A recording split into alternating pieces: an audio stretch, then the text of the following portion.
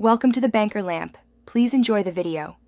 You begin by preparing both phones, enable Bluetooth and Wi-Fi, unlock each device, and keep them within a few meters so signals reach reliably.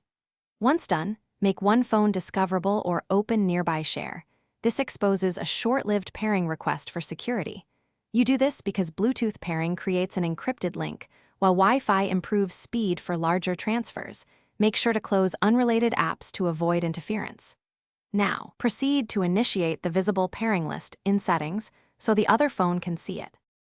You now choose the other phone from the Visible Devices list and tap to connect. When a numeric code or confirmation prompt appears, compare digits and accept on both phones. This verifies you're linking the right devices and prevents spoofing.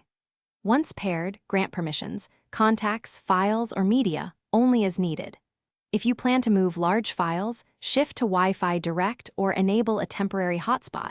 This gives faster throughput. Make sure to watch progress and stay nearby until transfers finish. To finish, verify the link. Check that file transfer is completed, contacts synced, or that a test call or message goes through. This confirms both phones communicate.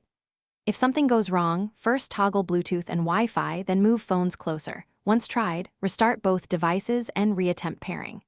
If persistent issues remain, clear cached Bluetooth data or reset network settings as a last resort.